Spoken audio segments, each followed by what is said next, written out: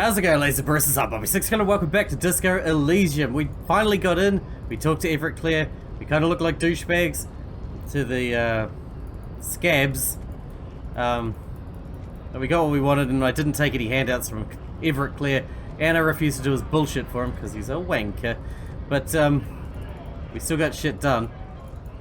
We got a body down, and we've got a cook to talk to. Those are going to be our primary goals at the moment. Can I zoom out a little? Too zoomed in makes it hard to pick where I'm going. Alright, let's go check out this body. Oh, we need to ring in about the serial number on the boots. It's about time for that. Hey Kuno, having fun? I hope that guy slapped you. The corpse lies on the ground, among the remains of an absolutely demolished pinewood branch. It's gently laid on one side. Well, it's down. Celebrate in a more reserved manner. Mr. Measurehead has done a good job. The Lieutenant nods approvingly. Nothing is too broken, all compromised. The victim is ready for a field autopsy. A field autopsy? Yes, he covers his nose and lists. 1. Investigation of the scene. 2. Initial examination of the victim. 3. Field autopsy. 4. Transportation of the body to the morgue. We're on number 3. The RCM's 4-phase murder scene processing manual. The fuck are they on about? Cop's gonna cut his shit up. Don't we have someone else for this? A doctor? No, you and I are detectives. The honorary rank of detective signifies our ability to handle the entire incident chain, from autopsy to cleanup, to social work. Everything. Wait, honorary rank of detective? An honor and a burden attached to your rank once you have proven yourself able. Usually after 5 to 8 years of fieldwork. Mine is lieutenant detective. Yes, I feel like a detective. You are. Your station would not have assigned you on this case if you weren't. Now, the way I see it, he looks at the corpse with some disgust. It's either this, or we complete the initial interviews. We already met Everett. That only leaves the Wild Pines representative. There's one in town negotiating the strike. She could have information. I don't have my badge. No need for a distraction, let's do this. The lieutenant adjusts his glasses and takes a deep breath. Inland Empire? We could try it again. The lips of the corpse are swollen preposterously. They're also silent. You have no idea why you just said that. Who is he? He is a male. 40 to 50 with an athletic build. Try to remove the dead man's boots? I thought we decided to leave it to processing. Lieutenant shakes his head. Let's not turn this into some kind of circus. Okay, so you can sneak out of your room maybe, after he's gone to sleep. Okay. What's a field autopsy? Come on, officer. He pulls a pair of latex gloves. You know what a field autopsy is. You've done 100 of them. What you do know is that 18.9 kilometers, the dormant Shield volcano Corpus Mundi, in the world's highest summit, and the failure of the 38 single Et Puis Ji Sang to crack the top 20 was the death knell of disco. What a field autopsy is, you have no idea. Do you have another pair of gloves? Unfortunately, no. Okay, I'll take it like a man. Unhygienically? I need a pair then. Can we return to this shortly? We have glove hunting to do. Let's not go glove hunting, please. Let's use division of labor. I'll perform the anatomical side while you take notes. We just fill this in, right? Show him the red field autopsy form in your ledger. That's right, he nods. Yes, we got this. We're smart. Open your field ledger at the field autopsy form. The dead man stares in silence as you crack open the ledger. The bright red paper is covered in boxes and lists describing the condition of his skins and organs in 3 parts. Above those, an 11 field info form needs filling out. It begins with 1. Assistant. That's you. Harry Dubois. The corpse is indifferent to your scribblings. Just lies there. The next box says 2. Coroner's case number. Okay, cool. KK, Kim Kitsuragi, 57, precinct 57, followed by his date and time of arrival on the scene. He's indexing the case after himself, not you. That's because he doesn't want to bring up the messy question of your initials. Shouldn't we file the coroner's case under me, technically? I arrived at the scene before you. And what would that make the alphanumeric? HDB 41. Help me out with the time of day. Let's say 1300, a good time to start drinking. 10:15. It's understated.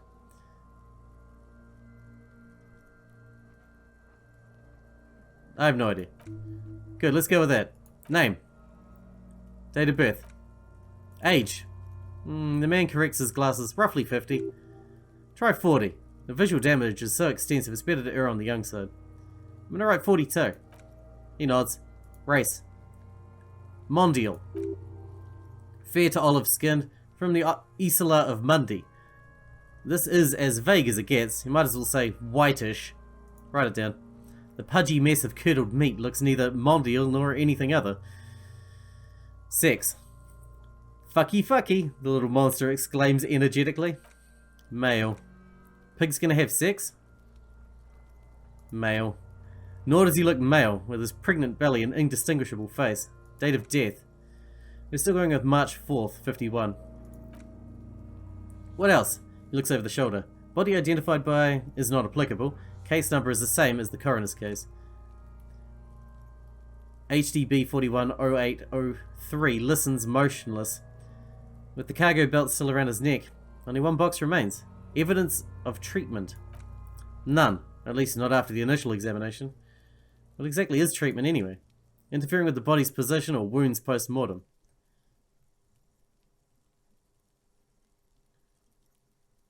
I agree, lividity pointed to a lynching. Then again, the right lividity is easy to produce. You don't know what you're doing. If you don't know what you're doing, he places his hand on the dead man's chest, as if in preparation. We should start the post-mortem. The corpse cannot feel Kim's hands on his chest. It's no longer meaningfully interacts with its surroundings. A thicket of boxes and lists on red copier paper tries to answer why. External examination summary. Clothes, he begins. The deceased wears armoured boots and white briefs. The make of the briefs is Babrudine, I think. Let's see. He turns the body on the side to check the underwear label.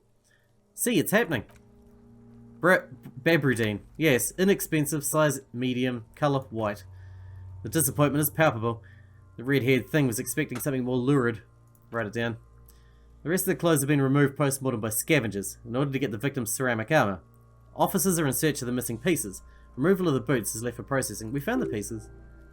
It would be clever of you to omit the boots altogether, sir. Sire, if you were to keep them for yourself, as you ought to, you have deserved them more than anyone else. I'll omit the boots. The boot have a serial number. He twists the dead man's foot. It's E50 100 1000. The lines between the plates are in the shape of the alphanumeric. The number is purposely concealed by design. Tattoos. He stands up, feet planted on either side of the body. The upper torso is covered in a single continuous tattoo resembling a map of the night sky. He reaches from the right shoulder to the heart. The ink is blue and white. The assistant has a colour photograph of the markings, to be added to the case files as document A1. The photo was taken on the scene, using a Trigat Mini. The deceased has a belt for airlifting cargo around his neck, tied with a hangman's knot. Colour, yellow. Length, 3 meters. There's a buckle on the other end. He produces a measuring tape, well nourished, athletically built, measuring 1.8 meters, generally consistent with age 42. Preservation is good, ambient temperature below freezing. Spine is bent more than the lieutenant compensated for. This bust's actual height is about 1.85, and no, you could not take him straight on. I'm going to write down 1.85 meters, Lieutenant. Of course, I undercompensated. He pockets the tape. Body hair is light brown. Distribution is consistent with age. He kneels in to get a better look. The deceased had male pattern baldness. Hair is combed back short. Write it down. Lividity is consistent with hanging. The head is congested. Contusions are present on the head, chest, and thighs.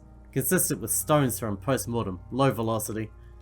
Fucking low velocity! Chink chonk. The kid explodes. You think Kuno doesn't know what you're talking about? Velocity was fucking max. Talking shit about Kuno's velocity. The lieutenant pays no heed.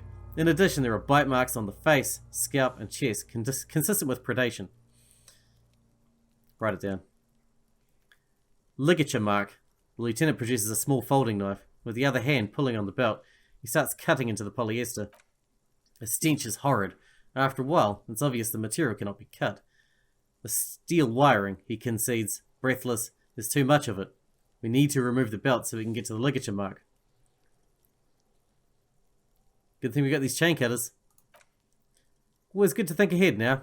He points to the rope and squeezing the dead man's neck. You need to cut the belt to see the ligature mark below, carefully, with as much precision as you can. See, my pig is gonna fuck his head off. No, he ain't. See, looks blaze. Your pig's a boring fuck.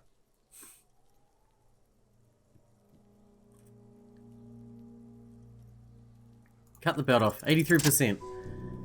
After some deliberation, you sink the cutters into the knot tying the belt together. You squeeze the rubber handles together, sweat forming on your brow. Press down. Snap, the knot is slashed. Another cut and the belt falls apart like a flower bouquet, revealing the dead man's neck and the dark red ligature mark around it.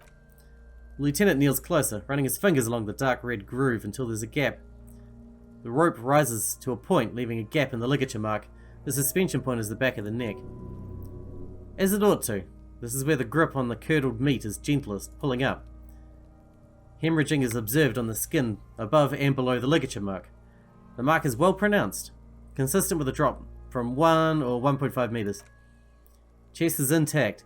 He presses down on it. Normal contour. Abdomen is protuberant. Pelvis intact. Genitalia. He pulls down the man's underpants.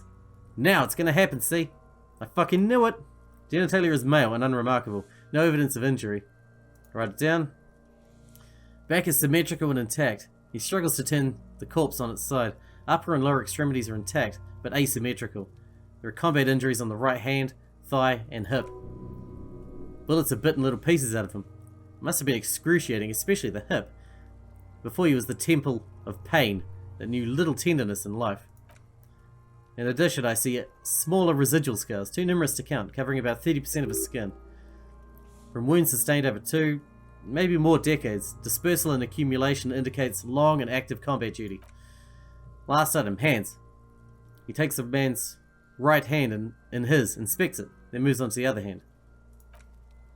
The hand is surprisingly heavy to lift, filled with decayed liquids.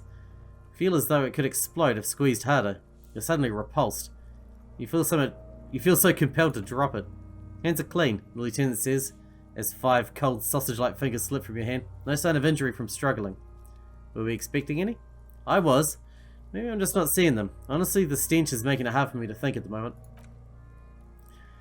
Whoa, he turns to the side to breathe. It's not enough. He buries his face in the sleeve of his jacket. You hear a muffled voice. That's all for the external. Well done. What next? Internal examination. Central nervous system, he says, and then concludes abruptly. I have nothing. Do you have anything on the man's central nervous system? Of course. There is a moral to be drawn from it. A moral to the story. If I may add the moral of the story? What would that be? He looks at you inquisitively. The dead man looks too, with barely concealed excitement to hear the moral of his story. The brain is very vulnerable to compromises in its blood supply? The lieutenant grins. I think that may well be the moral of every story, officer. Alright, N.A. Good. Musculoskeletal purge fluid is coming from the mouth. He gets close to the mouth hole, eyes squinting from the stench. Not injury related. Eyes and tongue protuberant. Hyoid bone, let's see. With his eyes almost closed, the lieutenant puts his hand on the dead man's throat and begins to massage it gently. A rotting smell erupts from his mouth. Purge fluid runs down his lips, black and viscous. You hear cracks as the lieutenant moves his sharp fingers inside the flesh, like the creaking of an old house at night. Yeah, jack that fucker off. The hyoid bone is fractured, he says after a while. The rest of the musculoskeletal system is intact, unremarkable. Back hunched as if in prayer, he begins to pry open the dead man's jaws. Respiratory system? He stops to exert more force. Both hands are used. He's really doing it. The dead man's teeth cut into his gloved hand. Oral cavity shows no lesions. The victim has received dental implants. Possibly after a combat wound. Mouth swollen, hemorrhaging present in mucus of the lips and mouth. Look inside. No scream, no sigh of relief rises from the darkness inside. It's humid there, sickly sweet air unlike anything living. You feel like throwing up straight in that mouth. No you don't, you can keep it in, you can keep anything in. Look deeper inside. You manage to suppress the contractions, trying to empty your stomach. All it takes is concentration. Through it, you see nothing but darkness, more meat and darkness. Mute silence as always. The lieutenant lets go of the jaws. His mouth snaps shut before you. Hemorrhaging present in mucus, he repeats impatiently. Sorry. He wipes his brow. Oh my god. Hepatobilatory? NA. Why, don't we have anything? He looks at the corpse's stomach with a mixture of tiredness and disgust. Are you a hepatobilatory expert? Right, you know. Same for toxicology and serology. Okay. Cardiovascular. The body exhibits heavy lividity. Blood has gathered in the hands, feet, and neck. Hypostasis is visually consistent with a hanging. Gastrointestinal. He breathes a sigh of approaching relief. This is the last field on the list. He looks around to the ground. A pool of feces there. This'll do. Then he touches the corpse's bloated lower abdomen briefly and says, digested, semi-solid food in stomach. Voila. Write down. Keep the voila. What's next on the list? Description of injuries. Let's see. He tilts his head. We have bite marks, contusions on the head and chest, and a ligature mark encircling the neck. You have 3 fields. Leave a 4th too. Bite marks. He nods. Head, chest, and scalp bite mark injuries. Predation by birds has caused damage to the body. Odontologist does not need to be consulted. In your opinion, officer? Beneath the description there are 2 boxes, waiting to be ticked. Non-fatal. Post-mortem. Agreed. Next injury. Contusions. So the scalp bleeds from a post-mortem head injury, a stone. The injury does not have the rim of an early inflammatory response. The perpetrator of the scene has confessed to causing it post-mortem. At maximum velocity, fucko. You confessed to causing it at maximum velocity. Write it down. Coagulated blood sticks to the scalp and chest where the countless stones have hit the dead man. Beneath the description of injury. Non-fatal. Right, next. Ligature mark. A dark red abraded ligature mark encircling the neck, with a gap on the nape measuring, let's say, 7 centimeters. The hyoid bone is fractured. The cervical column intact. I see hemorrhaging on the skin, above and below the ligature mark. Depth of the mark, 1 centimeter. No signs of clawing on the neck. Below the note, 2 customary boxes wait to be ticked. The man's head jerks to the side, awaiting your judgment. The ring around his neck is visible. What was that about? No clawing around the neck? You'd be clawing for your life. Fatal injury. That's it. He cracks an uneasy smile. We've established the cause of death. It's not much, and it leaves much to be questioned, but it's a start. He produces a small black plastic roll from his jacket. A body bag. Let's wrap this up. I pronounce this field autopsy over. First, how'd it go? Well, we established probable cause of death. Some would say that's the goal of an autopsy. What else? We were thorough with the list of injuries too. We described them all in detail. What's there to say? Given the circumstances, it was a professional field autopsy. Oh yeah? Well done, Master Detective. Maybe a drink is in order. What now? I need a copy of that autopsy form. Then I will drive him to Faubourg. Rip out a copy of the autopsy pages. For processing. He looks at the dead man one more time, then at the slip of red paper in his hand, then at the corpse again. I'm sure we didn't get everything. There's always something. Fuck. We could try this one again. 58's a bit higher than last time. I'm gone.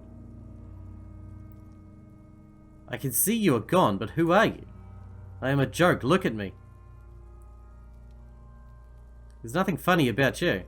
There's nothing funny about jokes either. Who were you when you were alive? A killer. A motherfucker and a killer. Takes one to know one.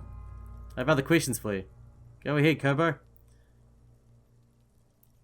Where have you gone? Into the wild pale yonder. Where is that? In the past.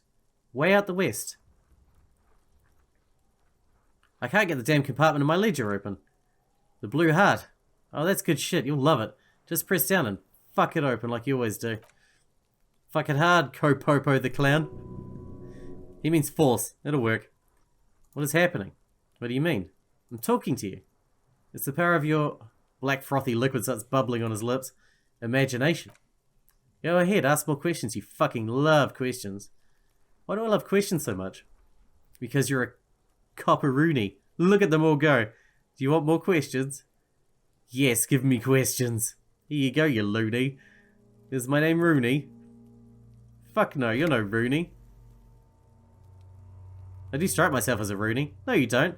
Between you and me, your name is probably Harry. That's right, stupid boring Harry. Harry the motherfucker. Why do I feel like I've forgotten something terrible? Because you have. I hate you. You stink and you're boring. Do I remind you of someone? A child born with Moller's disease, harlequinism, growing up miraculously. A baby affected with harlequinism? You sure wriggled out of that one, Copperini. Enough.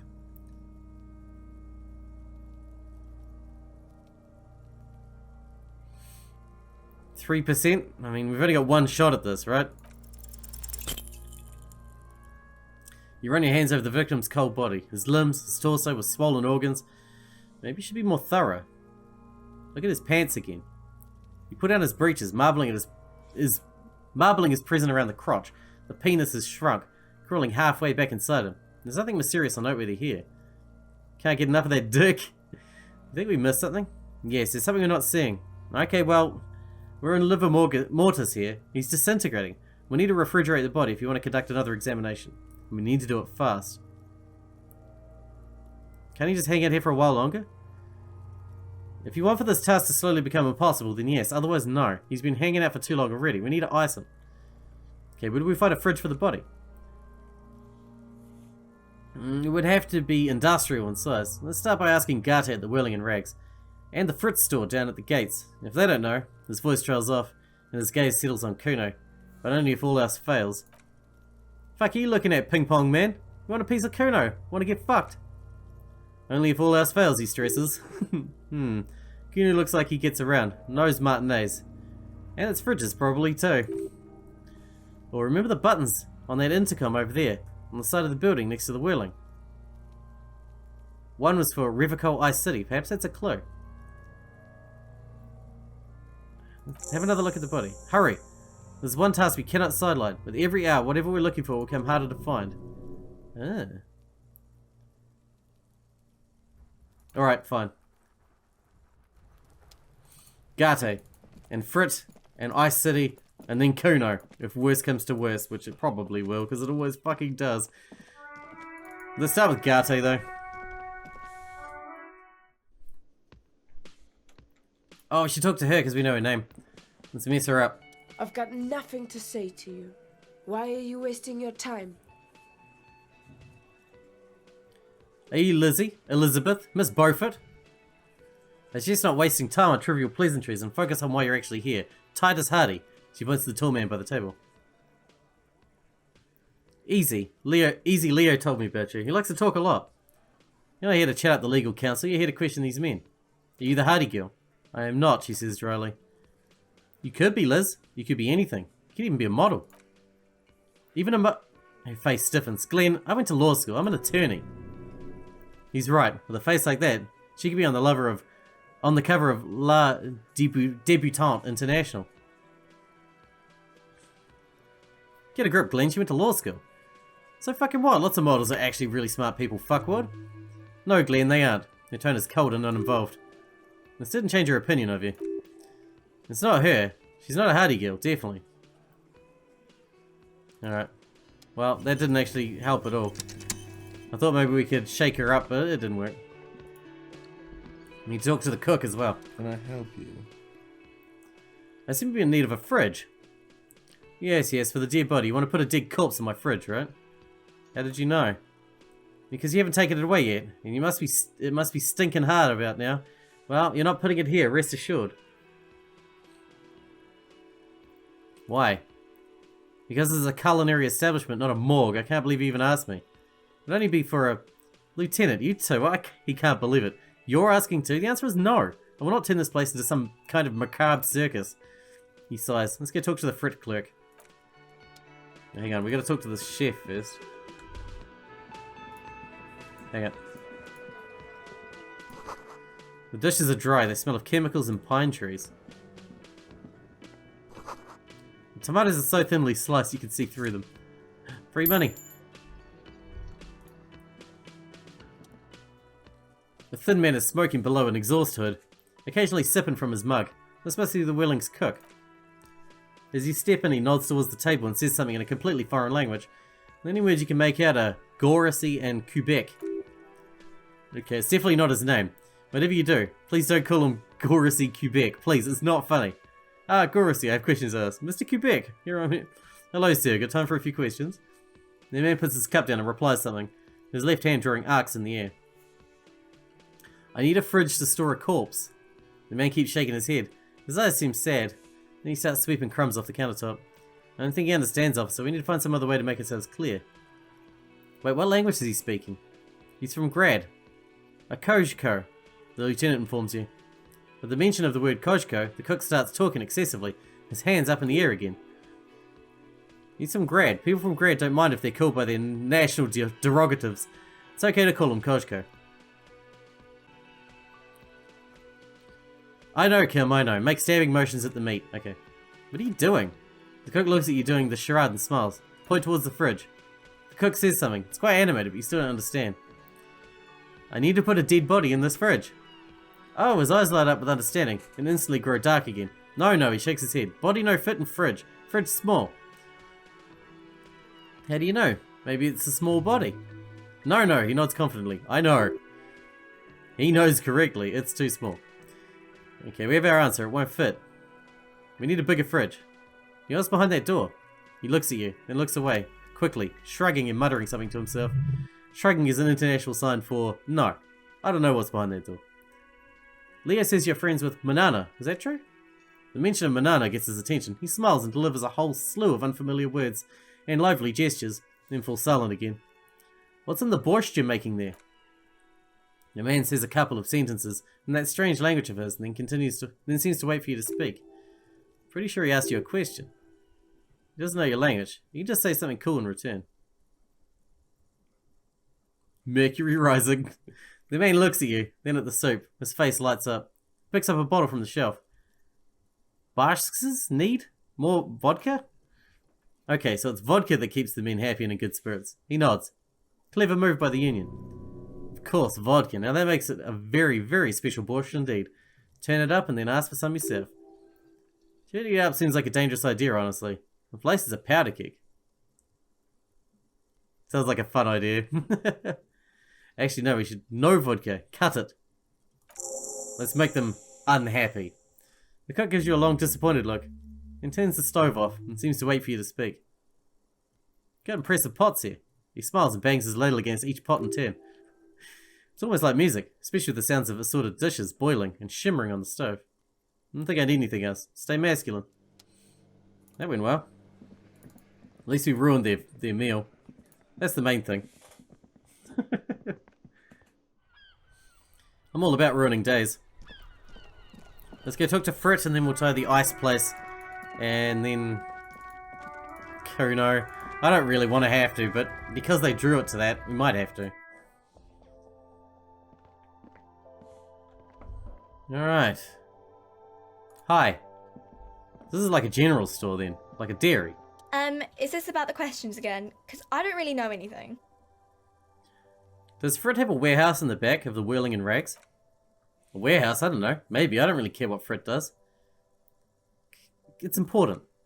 She scrunches up her face into an expression of consummate adolescent skepticism. Fine. Frit doesn't have a warehouse. Just a little back room here, okay? She turns back to her magazine without waiting for you to respond. Do you have a fridge? Right behind you. She nods towards the buzzing machine in the corner. You're right, this is a fridge. Wicked. Yeah, she's not really paying attention to you anymore. I need to store a corpse there. She keeps chewing on her gum. You're joking, right? Measure your finger. Measure the fridge with your fingers. What do I close? Never mind, it would never fit. Yeah, super funny. Yep, it's Kuno. Oh wait, the ice place. Hang on, we're gonna wrap this episode up here. Hang on, we'll try the ice place first. Yeah. Oh, I sell the bottles at Frit. It just said on the thing, on the menu thing. Okay, I should have sold them while I was there. Oh well. We got all day. It's only lunchtime at the moment.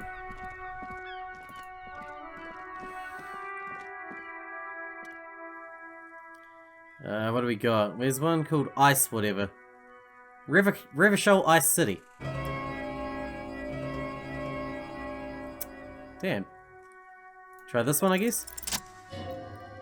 Whatever she says can't hurt you. You're a different person now. Stronger, healthier, and... Or maybe not healthier, but it's a bonus that you drank so hard you can't remember any of your past relationships. Oblivion's the ace in your corner. Call her again. Press the doorbell to Slipstream SCA. There's a light buzz as you press the doorbell, waiting for her to answer the call. It's cold outside. You can hear the wind blowing into the speaker. A strange metallic taste fills your mouth as you stare into the intercom. There's the static again, whispering like a seashell pressed against the air. Yes, hello. This is Tricentennial Electrics. Is this the same voice you heard before?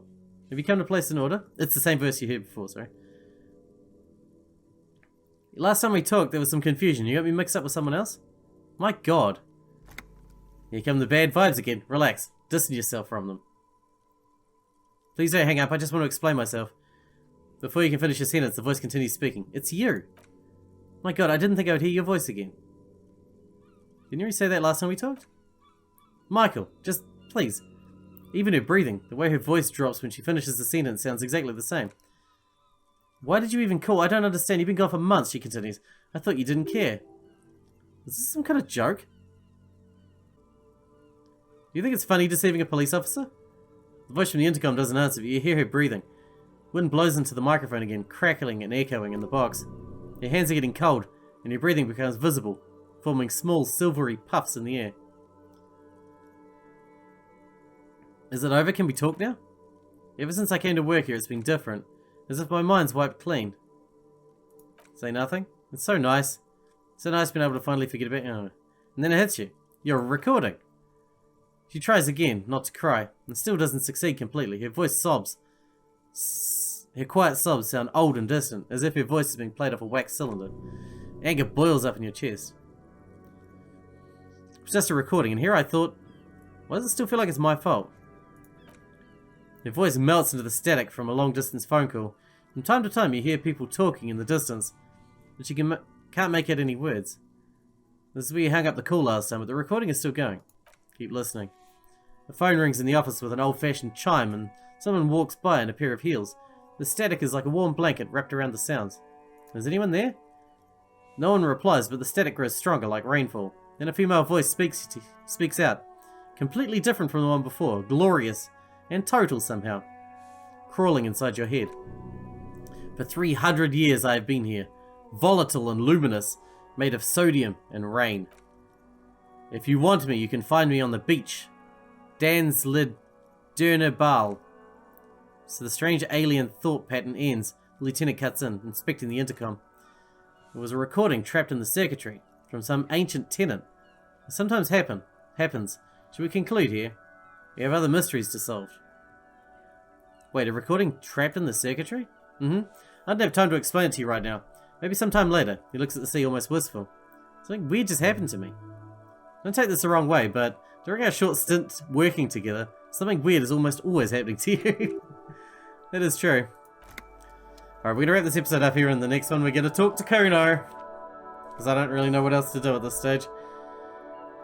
See what happens. Hope you guys enjoyed it. Thanks for watching. Thanks for hanging out with me, and I'll see you in the next one.